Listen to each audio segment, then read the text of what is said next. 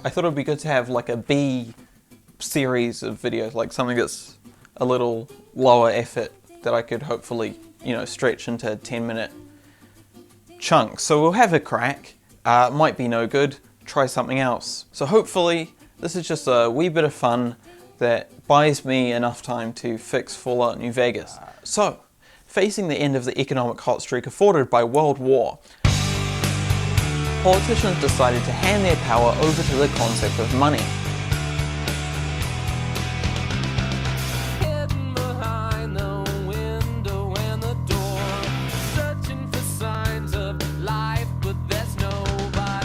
And this seemed to work. The line was appeased, but nobody really knew what the fuck that meant, and there was an anxiety about the world that this might create. And some fucking economics guy came up with the mega corporation, the idea that a corporation would have so much wealth and power that they controlled society. Some coked up screenwriters heard about this and the concept of Japanophobia, and they invented cyberpunk. Blade Runner imagines an overpopulated world controlled by the Tyrell Corporation, a corporation built on the backs of magic, space, slave labor, and Harrison Ford works within that system to run away. Aliens is far more nuanced. Man, it's a shooting gallery down there. It's far more nuanced, and it imagines Weyland Yutani, a corporation that will destroy humanity for its own expansion. And Carter Burke works within that system to get himself killed. RoboCop imagines the vertical monopoly of Omni Consumer Products, which controls the entire supply chain of consumer products. They're getting into law enforcement and they're building their own city out of the ravaged husk of Detroit. And RoboCop works within that system to shoot some dicks off. So that's the idea of the mega corporation as it was introduced to the world, but it's gone wrong. Fast forward to now, and RoboCop was right. Detroit is fucked. The vertical monopolies of OCP exist everywhere, and there's been a massive increase in people getting their cock and balls shot off by law enforcement robots. Cock and balls shot off by law enforcement robots?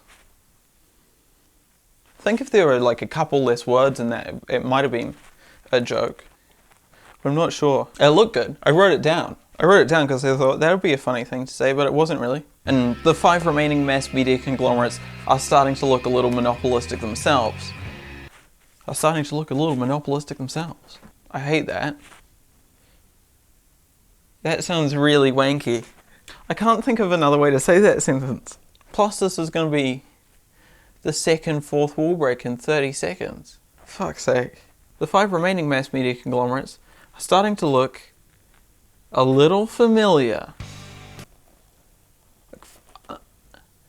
Fuck. And as they scramble to dig up any old shit with enough name recognition to shave some off their marketing budgets, they've inadvertently resurrected the trope of the mega corporation. Now you'd think, well, that sounds like the exact sort of thing that they wouldn't want to be doing, but you're wrong, because there's money to be made. That was a really stupid thing of you to think.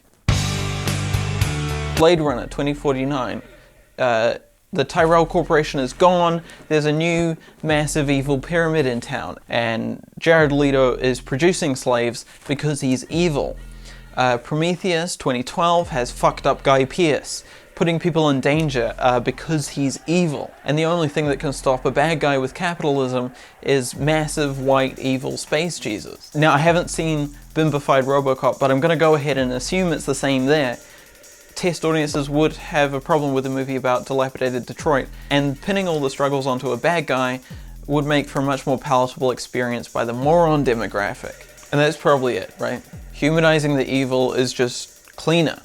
But along the way, we've lost the idea of this evil system that had trapped Harrison Ford and Carter Burke and RoboCop, and in its place is the meaningless spectacle of good guys and bad guys. I mean, the best a good guy with capitalism can do is shoot his own dick off, get a rib removed, and live out the rest of his days rent-free inside his own thoracic cavity. Cool, that's the closing joke for this section. Then I'll go to a title card. There's 6 jokes in that sentence. There's 6 jokes. Go back and count them. There's 6 jokes. 6 jokes in there. So that's value. Not funny though. Now, in a world where everyone is scrambling to create their own ironic, twisted, subversive take on the superhero genre to widen their target audience, bring back those people who are sick of superhero movies, still appeal to those who like them, Amazon's The Boys managed to claw its way to the top as the most ironic, the most twisted, the most subversive, by using superheroes to satirize capitalism. Of course, an even more ironic, twisted, subversive take on the superhero genre would be to not make anything. Now, I'm sure when they sold The Boys to Amazon, Amazon said, "Yes! We've been looking to target the ironic, twisted, subversive, anti-capitalist, post-superhero market. Just the thing to widen our target audience and placate the masses. Good money to be made in the ironic, twisted, subversive, anti-capitalist, post-superhero market. Just don't show any alternatives though. Don't, like, imagine a better future or anything. No, stop trying to imagine that." I think we've got used to a kind of satire which essentially placates the court. You do a nice dissection of the way things are in the orthodox elite, and lo and behold, you get slapped on the back by the orthodox elite who say, "Jolly good, can you do us another one?" Now, I'm not mad, right? I'm not saying that this conversation ever happened. I'm not even saying that Amazon is an anthropomorphic being that can speak. But The Boys is weird, right? The new version of megacorporations is weird because you're shown a reflection of this horrific reality and you're not shown any alternatives. So the lesson that you learn from The Boys is this system is inevitable. You can't change it, so just like complain about it a bit occasionally or something. Still believe in the intrinsic value of money, but just be like, occasionally. Just do like something like that. Just be like, corporations. Just like say stuff like that. Just dot that in and about. And that gives you permission to believe in the intrinsic value of money. The new Star Trek is doing that same fucking surface level critique. It's Star Trek, it's meant to be a utopian future. All they'd have to do is just copy the same old shit from before. They're really good at that normally, why can't they do that? Why won't anyone imagine a different future? I'm not saying that there is some mandate by an invisible propaganda arm of capitalism saying that no one's allowed to imagine a better future, but capitalism doesn't need propaganda to sustain itself. All it needs is the assumption that capitalism is the default, that it's not an ideology, but it's actually just reality. And that's self-fulfilling, right? It's hard now. We're so entrenched at this point, it's hard to imagine a world without capitalism or with any real change. That's the challenge, is to actually say something, to actually show some ideology, to actually show a different reality, to show a better future. You like that? I listed 3 things. 3 things that are all the same thing. And that's how you know this is coming to a close and I've made a point. But you know, don't just show us a mirror, imagine a better world. Like, for example, right now, I'm imagining a future where Jerry Seinfeld is Italian American.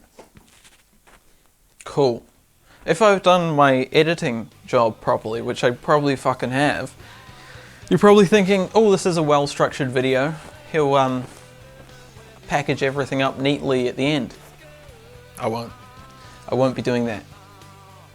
I've just been standing here rambling for like 2 hours and I'm done. I'm out. That's it. Hopefully that'll trim down to about 10 minutes. You'll know. You'll probably look at the time code right now and go, ooh, that's embarrassing. He's well off. He's nowhere near 10 minutes. I don't care.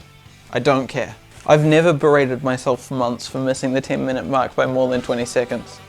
You know, I wasn't joking when I said this was supposed to be a bit of light filler, but it hasn't worked out, has it?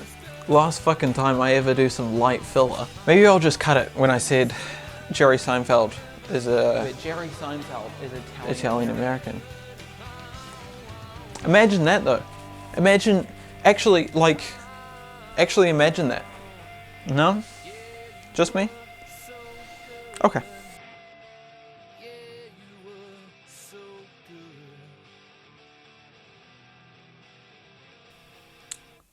Alright. Nice, dude. Nice. That's a classic. That's a classic one, mate.